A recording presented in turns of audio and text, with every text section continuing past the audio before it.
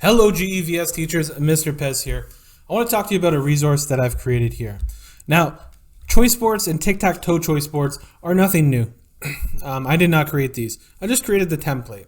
And I'm going to attach that in a share link and I'm going to put it in the description of this video. So all you have to do is click on the link and hit download. And then you have it on your own OneDrive or wherever you save it. So that being said, let's talk about what a Tic Tac Toe Choice board is for people who might not know. A choice board is a selection of tasks that students can do on their own.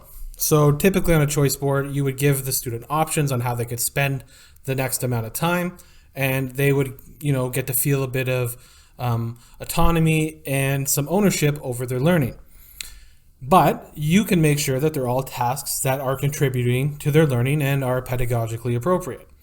Now, you do have to train students how to do each one of these tasks before you expect them to be able to do it. They're not going to know what to do, especially in virtual learning where everything's brand new. So you're going to have to go through and probably teach them how to get to each one of these things, what to do when they get there. I've put some preloaded stuff on there, but you can change these, right? When I give you the template, you're going to be able to edit everything. So just go in there, click on the words,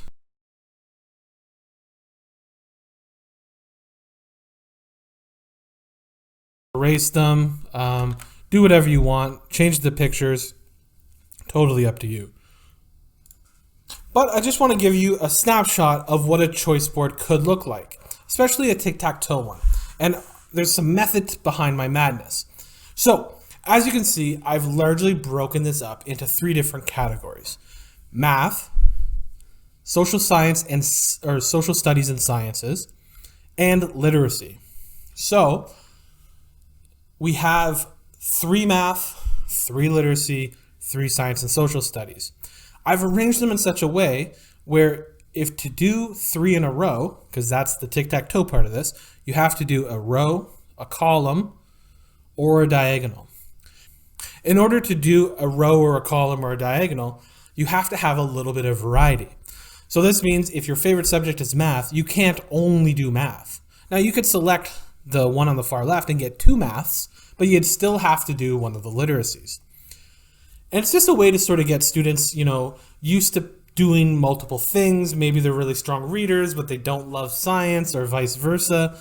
And it just sort of gets them to do that. But it still gives them some of that autonomy, sort of like a compromise there. So I think it's a really good option in terms of getting students to have autonomy and do a lot of cool things. So let's go into the nitty-gritty of how to set this up. What you're going to want to do is you're going to want to add links to this.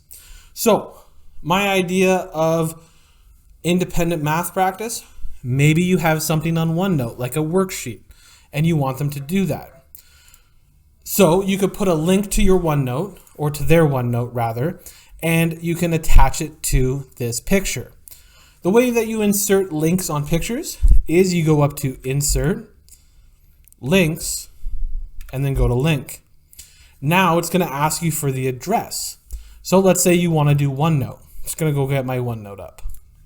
Okay, so now I'm in my OneNote and I want to have my students go to the pages that I want them to go to. I'm going to go into their name, I'm going to go into the exact change, and I'm going to go up to Share.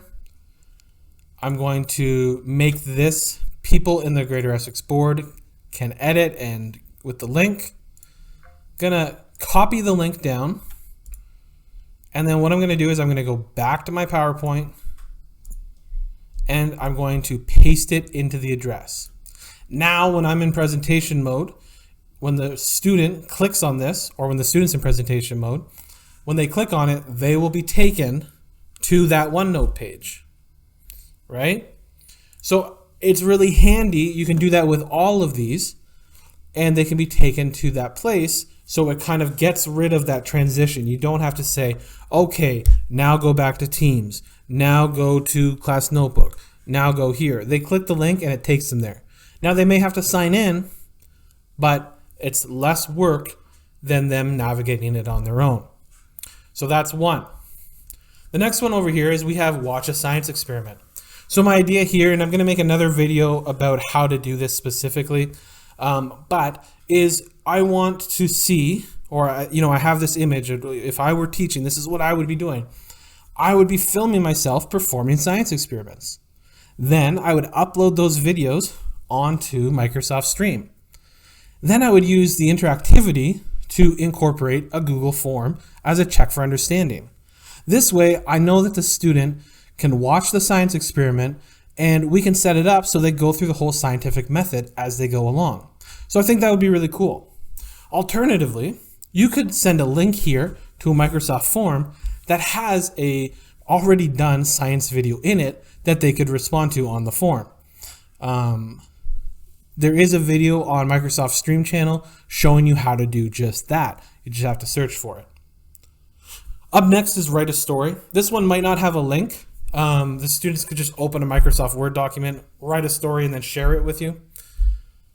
Then we have reader response on forums. So what I like to do is I like to take a paragraph or a short story or something like that, put it up on Microsoft Forums, and then ask some follow-up reading comprehension questions to the students. I find this is a really good way to do, sort of that EQAO prep stuff or word work. This is a really good way to do word work, correct the sentence, which one of these is a noun, things like that. Then we have independent reading for 20 minutes. This is important all the way around, of course. The students, you could either put a link to Epic or Knowledge Hook, not Knowledge Hook, Epic, Mayon, any of the reading apps that we have, or they could just read a book in their house. Up next is a math talk on Flipgrid. So I've got a video coming out on this pretty soon. I'm just working on the finishing touches of it. But basically, you put the prompt on the Flipgrid, and then that becomes the topic. Then students go watch the prompt, they solve the math problem, they present their solution, but then they go and check out other students' solutions and they comment on them. So what this does is it recreates that math talk, but it's not limited to a 10-20 minute interaction. It's drawn out over time. So as more and more kids select the Explore Math Talk on Flipgrid, you're going to have a more robust way to share, but it also gives times to kids to think and reflect on the answers and then come back with more interesting ideas. Up next is Knowledge Hook or Prodigy. So again, all you have to do is just click on the picture, insert the link, and throw in the link to your exact team or your Prodigy or Knowledge Hook account. Then we have Explore Google Earth. This is a bit of a placeholder because I wasn't sure what to put there for geography, social sciences, or social studies, sorry. Google Earth is really cool though because they're able to use the Voyager function and kind of explore random parts of the world, which I think is kind of fun. You could be more direct with it, or if you have direct social studies work you want them to do, you could put that there as well. Again, this is a template for you to change and fill out. So if you get this and you decide you want to change it, overhaul it completely, or you have some amazing idea that completely, takes over and becomes its own thing, please contact me, let me know. I'll make a video about it. I'll make sure it gets out to the masses and we will all be better for it. So please, please, please take advantage of the link down below, the template, use it. All of these pictures are Creative Commons and I created this template, so use it freely. I did not invent choice boards and I didn't invent Tic Tac Toe Choice boards, but it's just an idea that's been floating out there, so it shouldn't be a problem. So go ahead, have fun, and if you improve on it, let me know and let's all get better. Okay, thank you.